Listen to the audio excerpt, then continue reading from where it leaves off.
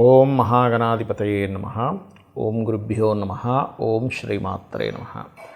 పరమేశ్వర స్వరూపమైనటువంటి జ్యోతిష, వాస్తు మరియు ఇతర అనేకమైనటువంటి శాస్త్రములను మనకు అందించినటువంటి మహర్షులకి నమస్కారం.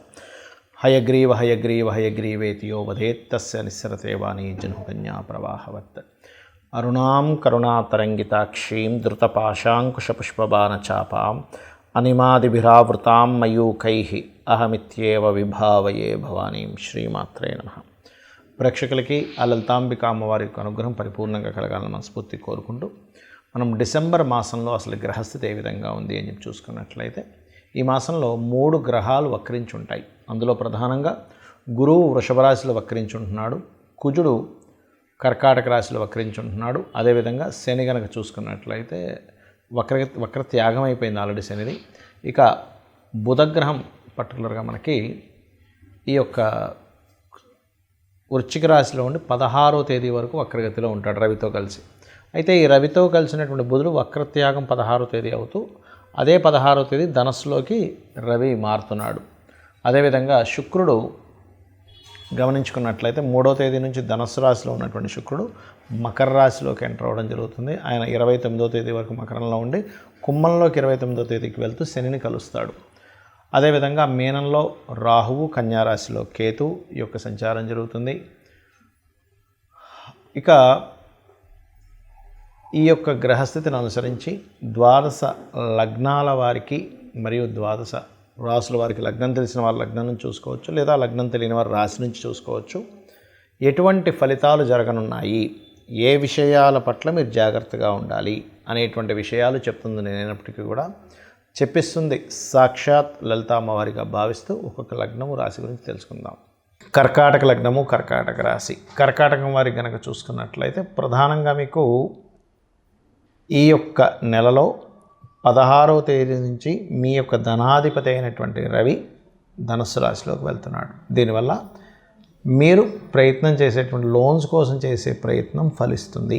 అదేవిధంగా గవర్నమెంట్ జాబ్స్ కోసం చేసే ప్రయత్నాలు కూడా 6వ స్థానంలో రవి అనేటువంటిది ఇస్తుంది. అయితే మీ యొక్క లగ్నాధిపతి మీకు 7, 8 తేదీలు అష్టమంలో సంచరిస్తున్నాడు కాబట్టి జల ప్రదేశాలకు వెళ్ళినప్పుడు కాస్త జాగ్రత్తగా ఉండండి.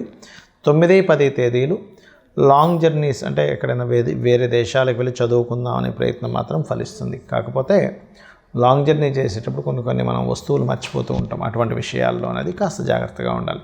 ఏదేమైనప్పటికీ కూడా 9వ తేదీ నుంచి 10వ తేదీ 7 నుంచి 10వ తేదీ వరకు మాత్రం కాస్త జల ప్రదేశాలు వెళ్ళినప్పుడు పర్టికులర్గా జాగ్రత్తగా ఉంటూ 7, 8 తేదీలు మరింత జాగ్రత్తగా ఉండాలి.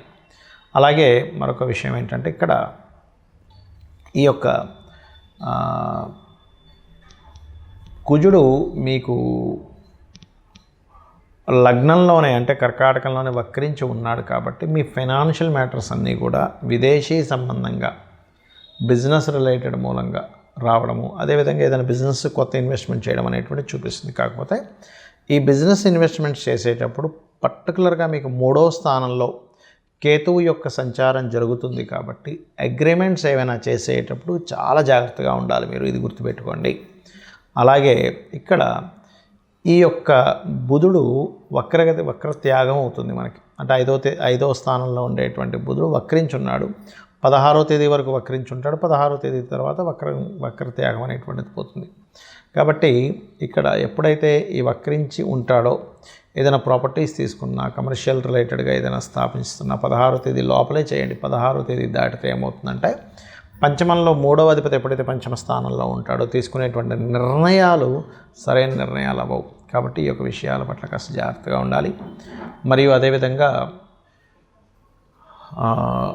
ఉద్యోగ సంబంధించినటువంటి విషయం పట్ల కొంత స్ట్రెస్ ఉండడము, దశమాధిపతి లగ్నంలో ఉన్నందుకు, మరియు సంతాన సంబంధించిన విషయాల్లో కూడా కొద్దిగా స్ట్రెస్ ఉండడము, కాస్త ఫ్రెండ్స్తో కొంత స్ట్రెస్ అనేటువంటిది, గతంలో ఉన్న స్ట్రెస్ కొంత తగ్గుతూ ఉంటుంది ఫ్రెండ్స్, షేర్ మార్కెట్ రిలేటెడ్గా.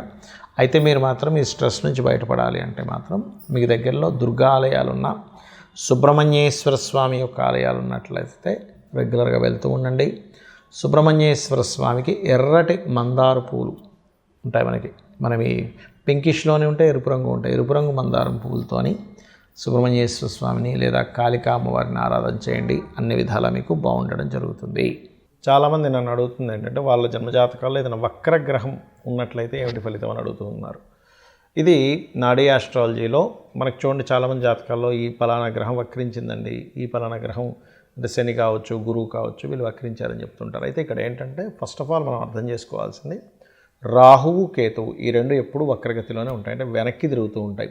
బికాజ్ ఆఫ్ అది కాలం అయిపోతుంది. రాహు అంటే కాలము అయిపోయినటువంటిది కాబట్టి కాలానికి కారకుడైనటువంటి రాహు వెనక్కి వెళ్ళిపోతుంది కాలము అనేటువంటి సంకేతంతో. అయితే మిగతా గ్రహాలు ఏవి అంటే రవిచంద్రులు అయితే అసలు వక్రించరు ఎప్పుడు కూడా, ఎందుకంటే సమయం వెనక్కి రాదు. కాబట్టి ఈ రవిచంద్రుల ద్వారానే మనం సమయాన్ని తెలుసుకుంటూ ఉంటాం. ఇవాళ ఈ తిది, ఈ నక్షత్రము, ఇంత సమయం గడిచింది.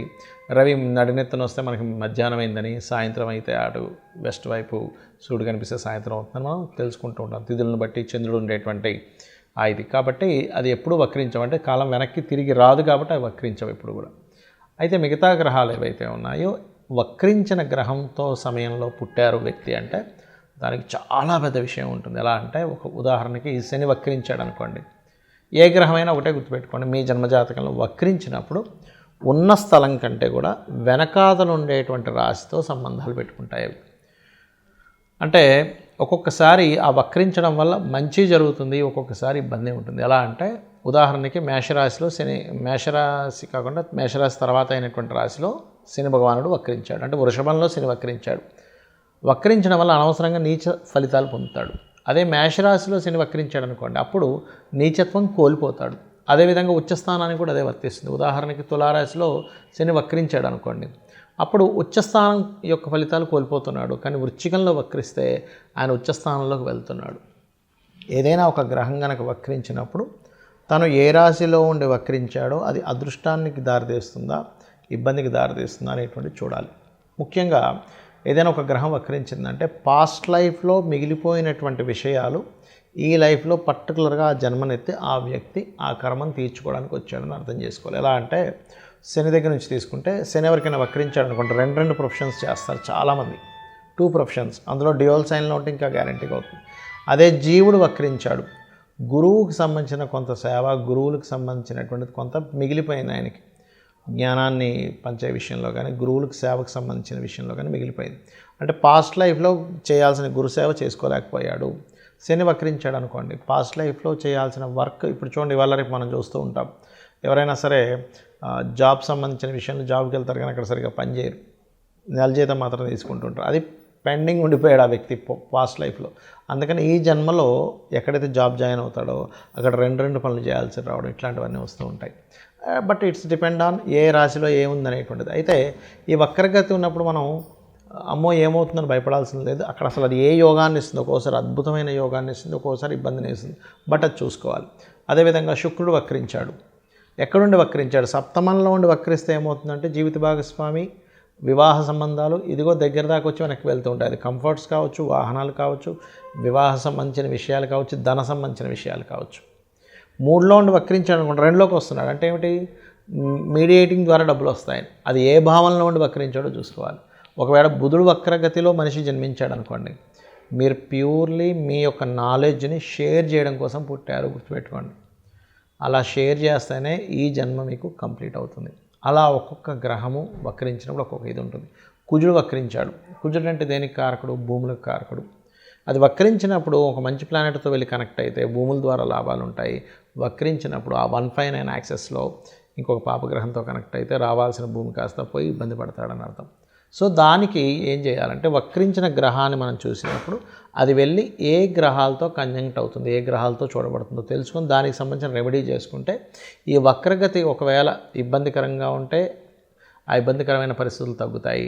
బాగున్నట్లయితే మనం ఏం రెమెడీ చేసుకోకర్లేదు, అద్భుతంగా ఉంటుంది. ఆ రెమెడీస్ కూడా చిన్న చిన్నవి, గోవుకి తినిపించడము, గ్రహాలకు దీపారాధన చేయడము, లేనట్లయితే అమ్మవారి నామాల్లో ఏదైనా ఒక మంత్రం చేసుకోవడం చేస్తూ ఉండాలి.